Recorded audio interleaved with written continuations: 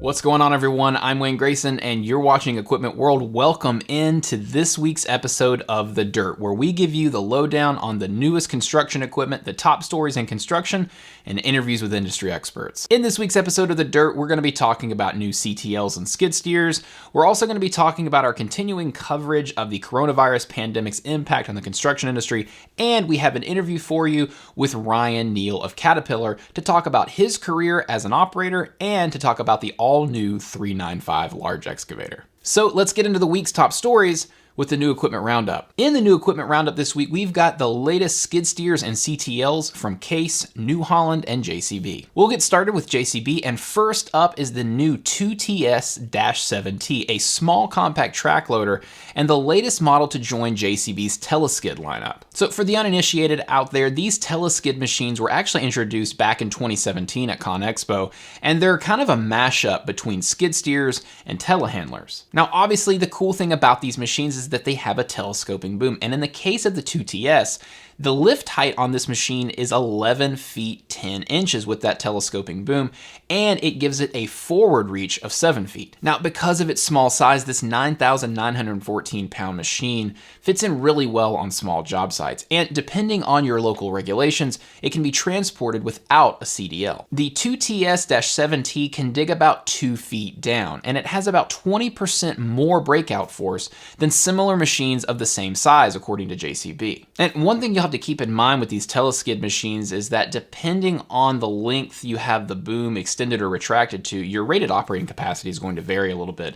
JCB says that when the boom is fully extended, you're looking at a rated operating capacity of about 1,140 pounds. Now, when the boom is retracted, you have about 2,096 pounds of rated operating capacity. Next up in our equipment roundup this week on The Dirt is the latest skid steers and CTLs from sister companies Case and New Holland. We're going to start with the new Case B series, and these place an emphasis on operator comfort with a completely redesigned cab. So this new B series from Case includes 5 compact track loaders and 8 skid steers. Power on these machines ranges from 60 to 90 horsepower. Rated operating capacity ranges from 1,600 to 4,500 pounds, and the new models include both radial and vertical lift patterns. Now, we mentioned earlier that completely redesigned cab on these B series machines, and a big part of that was a redesign and a re-layout of the main controls. Case says operators will be a lot more comfortable, everything is within easier reach, and alongside this new control layout is a brand new 8-inch screen. Now, in addition to giving you access to customization of the optional electro-hydraulic controls that are available on these machines, this optional display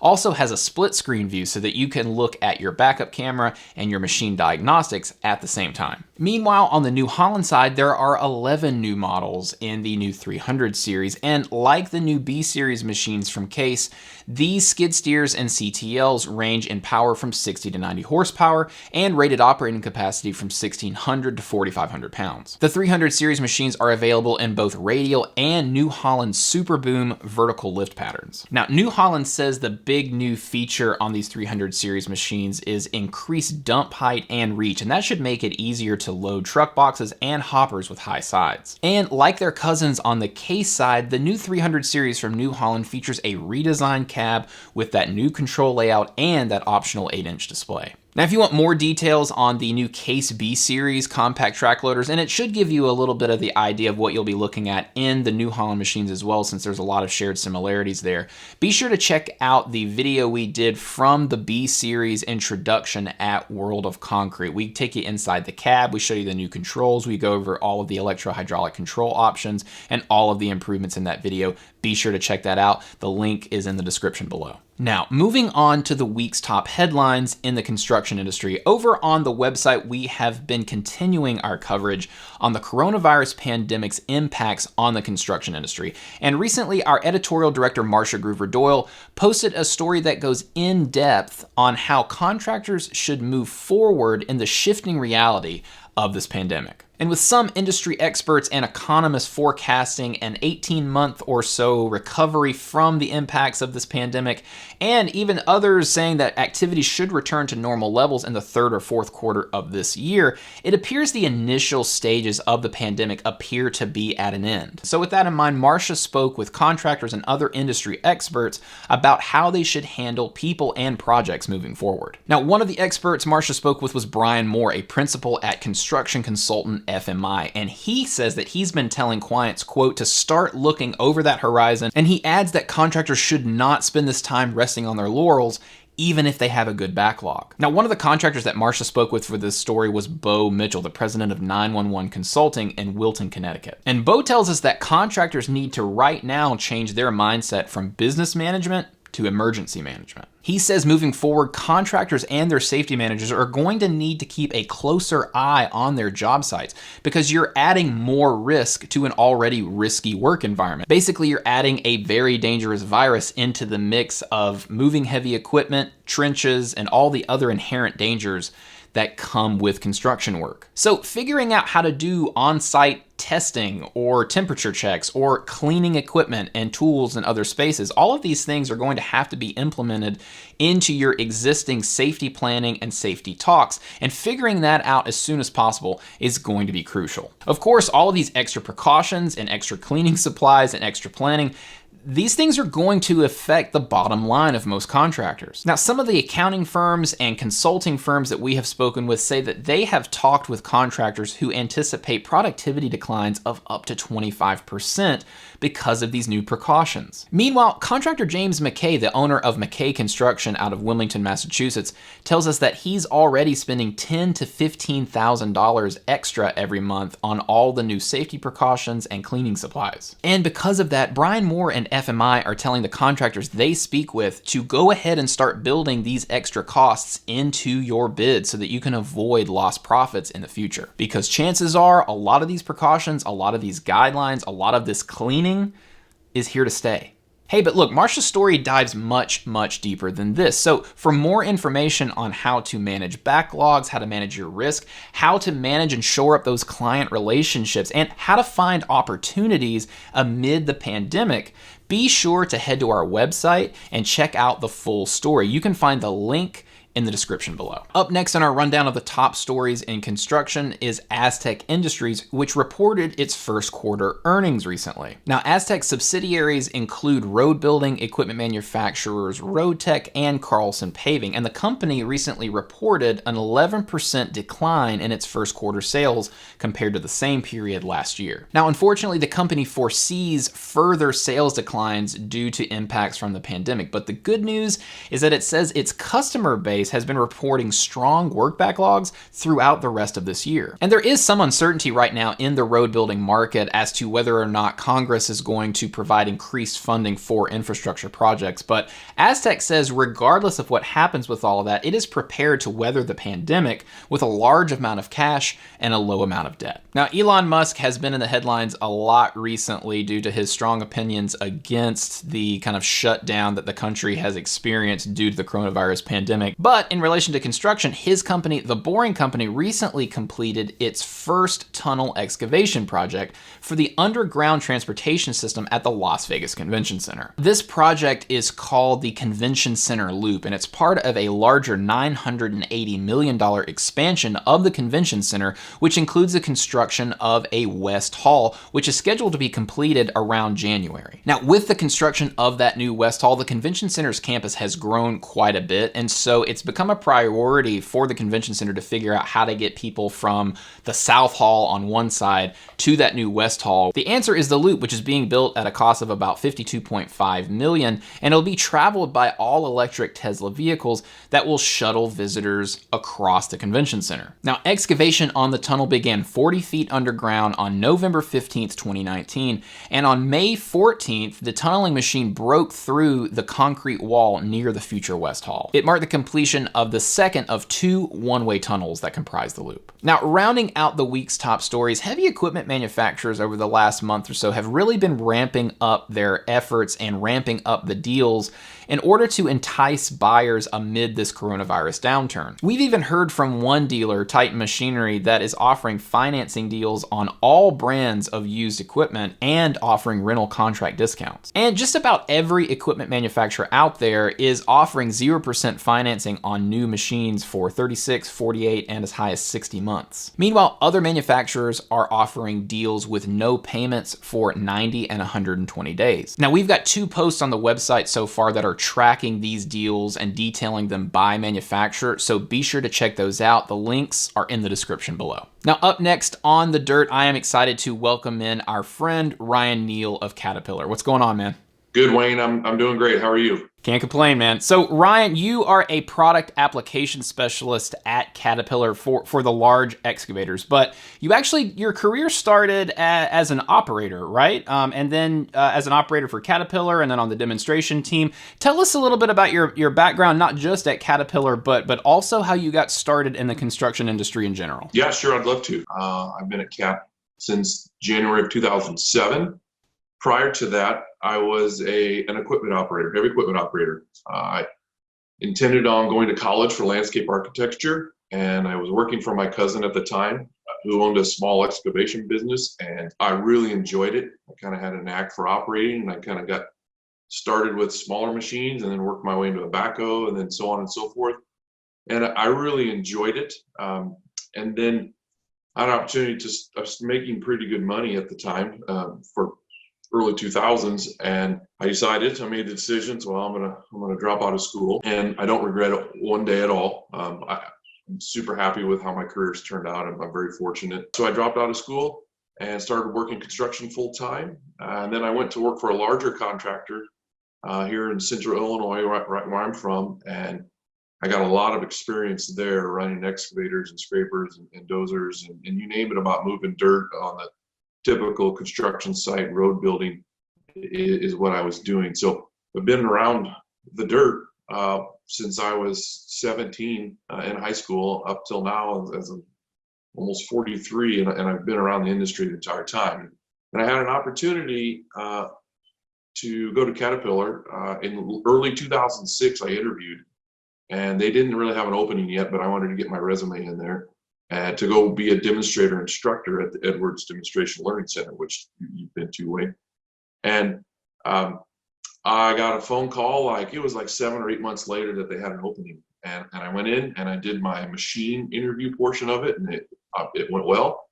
And then January of 2007, I started as a demo operator for Cat, which was a great job. I love that place. I miss it dearly.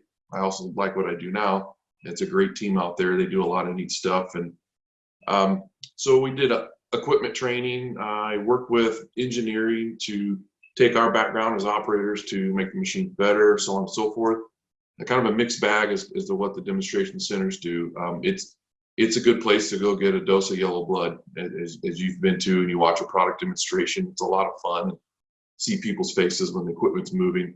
It is a really good deal. Now, fast forward to today, and you are a product application specialist for the company now. And I'm kind of curious to hear how you made that transition. How did you go from being a demo instructor and an in-house operator at the Edwards facility to now being a crucial part of how these machines are designed? Early on in my career, I wanted to be a product specialist for excavators. I enjoyed running excavators more than anything.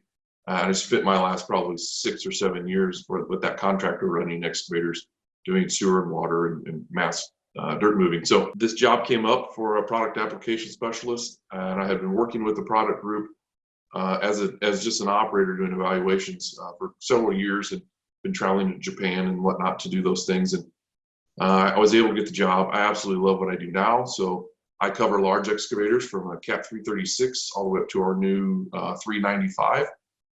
And we do marketing training, we do sales training. We are kind of the liaison between the customer and the actual product group.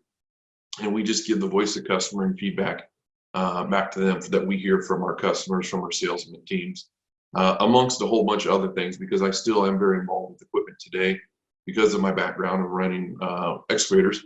I still spend a lot of time evaluating machines to hopefully give the best product we can out to our customers. So yeah, like looking back on the beginnings of your career, operating excavators for a living, did you ever think you'd actually be helping, to design the machines that you were actually using every day to make a living? Like how cool is that to reflect on that? It's pretty humbling. When I was working in Bloomington, Illinois, where I grew up around, in no way, shape, or form did I imagine I'd have traveled the world numerous times and been to a lot of countries and seen a lot of things, and be giving my input that I've learned by feeding my family running excavators. Would I be doing this, giving hopefully valuable input to a product group that is a very large market within the world? Excavators are a huge market. So yeah, I pinch myself often. I'm very fortunate, very blessed. I do really like what I do. Very happy about that. Now, a few years back, you actually participated, and this is back when you were still on that Edwards demonstration team, but you participated in a series of videos called the Built for It trials, and specifically, you were involved in one called China Shop. Could you tell us a little bit about what that video was meant to kind of show, and tell us about the experience of making it? And it did really well for Caterpillar. It went viral, got a ton of views. What was the experience of making that, and then kind of seeing it kind of blow up on the internet? Those were beyond our expectations, I think. When the initial thoughts were coming up for the Built for It trials, we're like, we're gonna play a giant game of Jenga with excavators and other machines. We're like, that just sounds weird.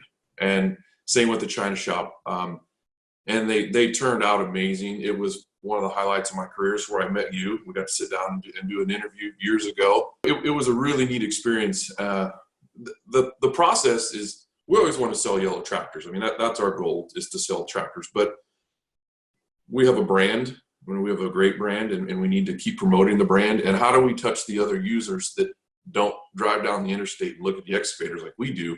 The people that are on YouTube or wherever they're out streaming social media, and they see Caterpillar pop up, and they see this strange thing of these machines doing something you wouldn't typically see. And it created a lot of interest, and it was pretty neat. And then, yeah, I had the opportunity to do the China Shop one, which was a lot of fun. It was challenging. It was very tight quarters, constricting. I got to go to Brazil for 2 weeks to build the world's tallest sandcastle. I mean, that was pretty neat. Broke the world record for that. And yeah, it was some really neat videos to go about and be part of. Sorry, my dog's not getting me up, but he's driving me nuts. He just needs some love from me. Okay, Ryan, we're going to switch gears a little bit because I want to talk a little bit about Caterpillar's latest large excavator, and that is the new 395. But before we get into all of the unique features and specifications to that machine, let's talk a little bit about how it's part of Caterpillar's next gen lineup of excavators. Tell folks what that means, what that brings to this new machine. So our next gen excavators are completely revamped, top to bottom, inside out machines. And it's been years of collecting voice of customer. And the customers want better cabs. They want creature comforts. They want maybe touchscreen monitors. They want technology. And how can we take that technology and help the customer make more money, be more efficient, so on and so forth. So all these years of taking all this data, we've collected and made the next gen excavators, and they're top to bottom new. I mean, they provide so much for the customer, because when an operator sits in a machine for 8, 10, 12 hours a day, that's their office. It's not like they get up and they, go get their cup of coffee. They're sitting there and they're being productive and doing as much as they can to make money for the contractor themselves. So you have to give them these things to help them out. And so what we've done is, with the technology alone for grade control or the payload scales or the safety features where we can stop the boom from getting up into a power line, things like that, where you're really helping out with safety, productivity, efficiencies. We've applied that to all of our next gen excavator machines. So moving on specifically to the new 395. Now this is a really big machine. Could you talk about what has gone into making this? And it replaces the 390F in the lineup. So Talk a little bit about what went into making this a larger machine. How, what about the machine is actually adding to the size and the weight of it, and a little bit about the design decision to go. I think it's about 5 tons bigger than the 390F that it replaces. Talk a little bit about why you wanted to go so much bigger in the replacement of the 390F, and what kind of customer feedback you guys were getting that brought that change on. That's a good question. So the 390F, correct, is getting directly replaced with the 395 next generation machine. And a lot has gone into these machines, from designing of the booms and sticks and frames and the pumps and the valves and the cab. But what our customers ultimately want is they want bigger, faster, stronger, right? Can I move more material faster, more efficiently? And if they are, then they're making more money. And that's the whole goal. And so in order to do that, to let them put larger buckets on and have the machines last as long as we can physically get the machines to last, we beefed it up, honestly. So there's more weight throughout the entire machine.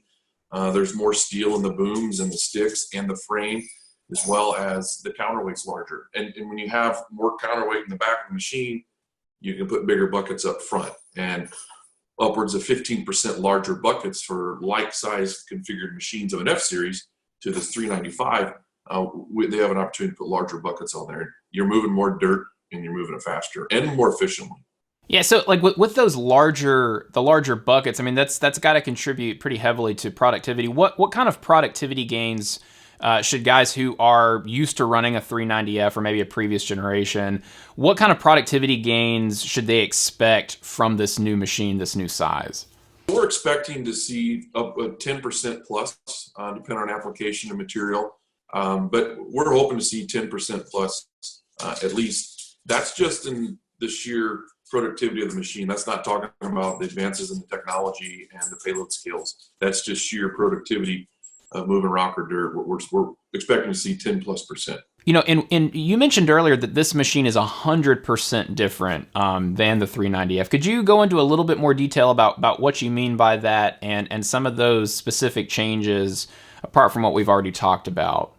So some of the things that are completely different are, let's say, the booms and the stick, the front linkage of the machine. That is different. And we've added more steel to the machine, actually, and that's part of the weight addition. But we added more steel for the longevity of the machine. If you have these machines don't sit on a beach and load feathers, right?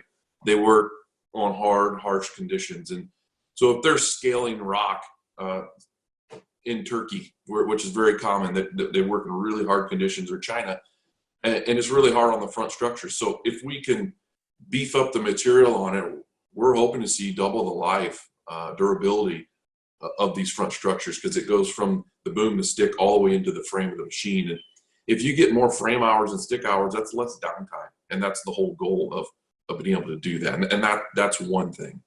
The cab is completely different. It is the same cab that's in our 323 and our 336 machines, and the technology inside is all the same. The way it functions, the way it works, it's just that it's really big brother of the smaller machines. We've also done some like the pumps and the valves.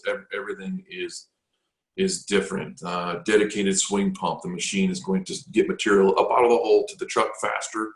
That's going to be a huge advantage for us. We're excited about that. Now that dedicated pump you were just kind of talking about, that's the hydrostatic swing circuit, correct? That is correct. Yes, we have a hydrostatic dedicated swing pump. So we're not using another pump to help swing the machine. It's got its own dedicated pump, which means we're not stealing any hydraulic horsepower from, say, bucket curl or travel motors or anything. It's its own system that's allowing it to get more swing torque out of it. So if you're swinging and trying to load material uphill, it's going to assist in that as well. So we're super excited about it, and we know our customers will be too.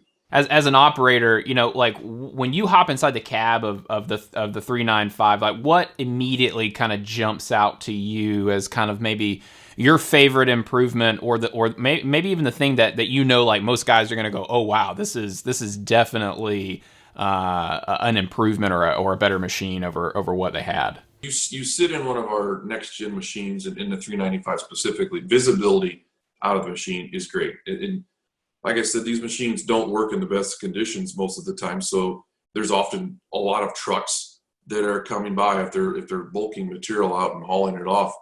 Very common application for a 395 is our new monitor has an option to have 360-degree visibility, and that's gone over very well. It's like a drone view or bird's eye view of top of the machine, and so there's no blind spots in a machine that size.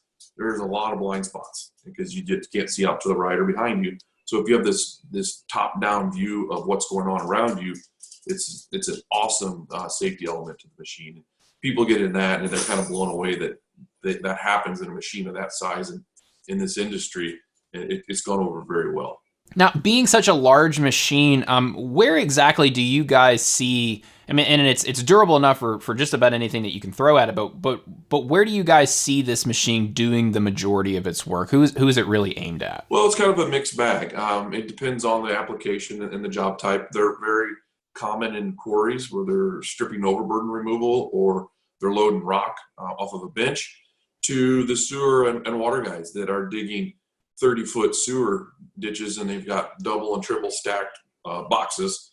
You need a big machine to move those around and to dig that deep. And we see it in very large earth excavation, huge foundations. You see it right there. Honestly, it's about anywhere you see any other excavator. You can put a 395 in if you physically need to move that much material, pick up that much weight, move those boxes, the pipe, whatever it is, or you need to load a lot of material in a day off on some haul trucks.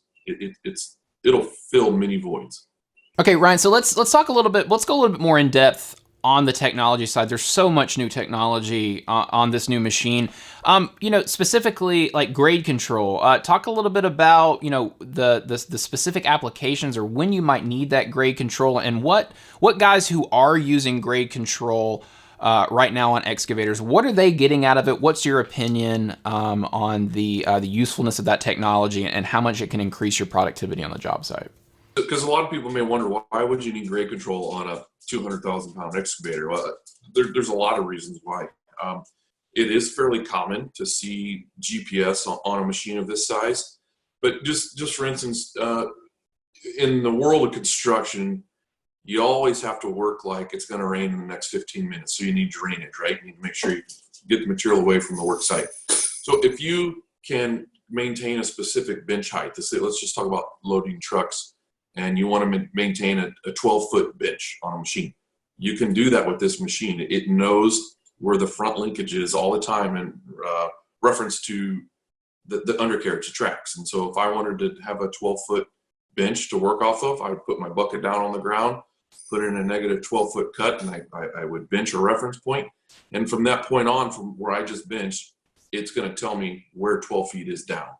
And so you always have that in your back pocket to maintain that specific bench height. And that's just two-dimensional.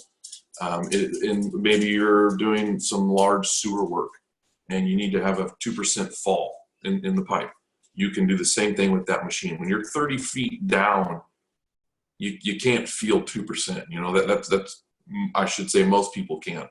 And so you're going to have a pipe laser down in the trench and so on and so forth. It's going to aid the operator in knowing that, hey, I'm not 25 feet deep, I'm 30 feet deep, or whatever the scenario is. So it's very valuable on a machine of that size. One, because your depth perception is so different on a machine of that large. When you're reaching that far out, it's that big of a machine where you're digging through our Midwest dirt, you can't hardly feel it because it's such a large, powerful machine. So having that indication as to where your grade is, it's huge. It's a great benefit. And some of the other kind of big technology features on this machine too are the e-fence safety features. Tell us a little bit about that and what those aid in. And they're doing numerous different things. We have one where we can stop the machine from swinging left or right past to an obstacle. So say we're next to a high wall with a 390 and we're loading trucks. We want to make sure the operator doesn't swing into the high wall because they're looking at the goose flying by or something. But if you want to stop that, you can set your bucket close to that obstacle, and I would push my button on the display to say e-fence right. And it's going to, from the undercarriage, it's going to measure the degrees that I swung right, and it will not allow me physically. You cannot swing past that point. It will stop the machine. And so you can stop it that direction. You can stop it from the boom and stick going up too high to hit a power line, or if you're working in a building where you have some obstruction over your head, you can stop that. Same thing with below. If there's a utility that you don't want to hit, and you know it's 7 feet deep, I can put -7 foot in for our E-fence below grade, and it would stop that. Cap avoidance is one huge one. That happens often, that machines, whether they have too much material in the bucket or they get up too close to the cab, a lot of times you can get that bucket into the cab of the machine, which that's a very expensive fix. If we can prevent that from happening, we can turn our cab avoidance on. And now that, because we know where the bucket tip is at all times, we can prevent that from happening. And they're just some really, really neat things that help with efficiencies and help with safety for first and foremost. And another piece on the technology side, kind of the last thing I wanted to ask you about though was, could you kind of go into maybe some of the payload system, how that works, and maybe any of the other kind of technology features that are bringing productivity gains to this machine? So you think about a 395 size machine, 200,000 pound machine. We talked about some of the applications they do, but loading trucks is one of them. It's very common. And why not keep track of how many trucks you hauled that day, to how much material you hauled that day, and break it down to material types? It is a really easy tool to keep track of what you've done during the day. So I know that I loaded 400 trucks today, and it was a total of however many tons. You can keep track of that. So it's right on the monitors giving you that data. As well as now I can stick a USB into the side of the monitor and extract that information to an Excel spreadsheet, which is great. The site foreman, the production foreman can extract that and keep track of what they've done during the day. It's also getting sent back with our product link antennas. It's getting sent back to our back office data, which is called Vision Link. And if the machine's 400 miles away from the office, you can see what they did that day. And it's a fantastic tool, because I ask, when I do training a lot on this technology, I ask what size excavators load trucks, and everyone says they'll spit out, well, 395s. Well, a 313 might load a truck. It's going to dig footings and then got to haul the material off. It may do the same thing. They can keep track of that, and it's a great tool. So why not keep track of that? Because what we try to do with that tool is, it's not necessarily how much material did you move, but we want to prevent overloading and underloading. Because if you're loading semis and they're going to go on the road and they need to have a specific payload on the truck, right? Well, they're nervous that they're going to get a fine, rightfully so. They're not cheap. And if we can maximize how much material they're putting on that truck to a point of plus or minus 3%, a lot of people are excited about that. Because if you're putting 5 ton less on a semi all day long, and you've loaded out 100 trucks that day, that's a lot of material that didn't get hauled off because they're nervous about getting a fine. So if we can keep that from being overloaded, and they're going to be as productive as they absolutely can be, it's a win for everybody. Well, speaking of hauling, what goes into trailering the 395? Like, what is kind of like the process, and how easy is it to trailer this thing and transport it between job sites? Depending on where you live and the regulations for your weights and how many axles you can have, it can potentially be quite a bit. So we can loosen the bolts on the undercarriage, slide the tracks in, which helps get it within a specific width. Take the counterweight off for sure, because it things like 34,000 pounds. A lot of times, depending on where you go, the buckle will have to come off, and the stick, and sometimes the boom. It quite a few trucks to get one of those moved. And so the folks that do it, they're really good at it, and they're efficient, and they have the system. And one of the options on that machine is counterweight removal. So we have a hydraulic cylinder and arms that lower it off, and you put it right on the low boy deck, unpin it, and walk away. You don't need another machine to move that. So we've done some creative thinking to make it easier for those folks that are going to move a 200,000 pound excavator around. We need to make it as efficient for them as they can. On the maintenance side, talk a little bit about what the process of doing daily checks kind of looks like. The access points that you guys have put on this machine. What is kind of a daily or a regular maintenance schedule look like with the 395? So one thing we've done for the operator specifically, I'm excited about it. We've got tremendous feedback. Is You mentioned checking your oil and hydraulic oil and your air filters every day, which need to be done. So we've made a safety conscious effort. We redesigned the machine, which typically on most of our cat excavators, the cooling package is on the cab side.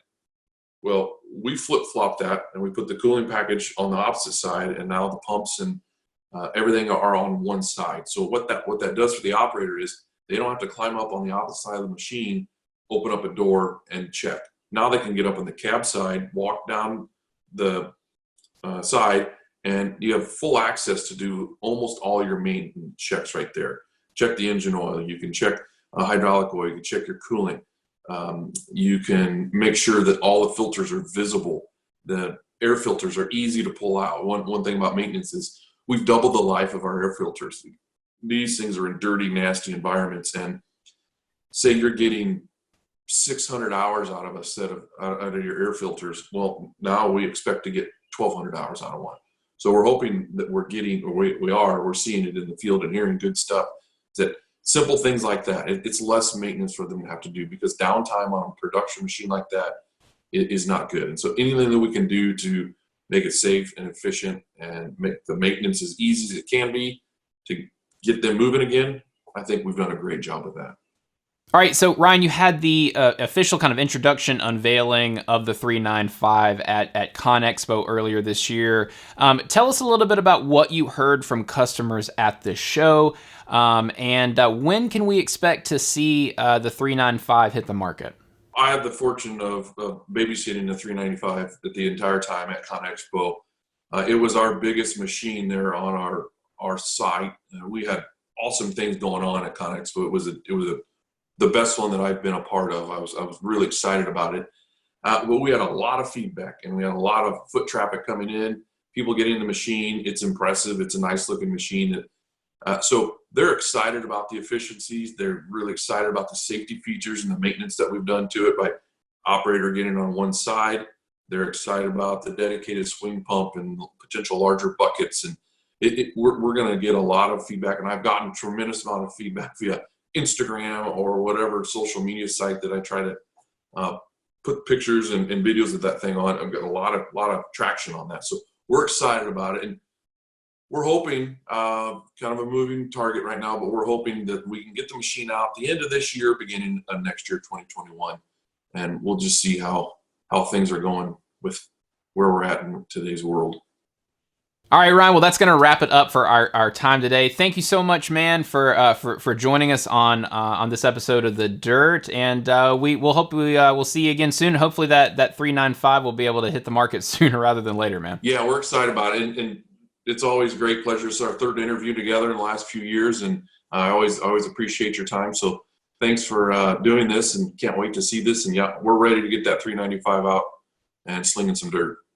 So that is going to wrap it up for us this week here on The Dirt. A special thanks again to Ryan Neal of Caterpillar for joining us on this week's episode to talk about his background as an operator and that new 395. And thank you guys too so much for watching. It's been a lot of fun to get this show up off the ground. We really appreciate the initial feedback and support that you've given us, and we hope to make this a long-running thing indeed. So if you liked this video and you found the information in it useful in any kind of way, please do us a favor and hit that like button below. It really, really helps us out. And if you want more videos on the latest in construction, heavy equipment, gear, and more, then hit the subscribe button too and turn on notifications so that you're getting up-to-the-minute alerts whenever we drop a new video. Thank you guys so much again for watching, and we'll see you next time.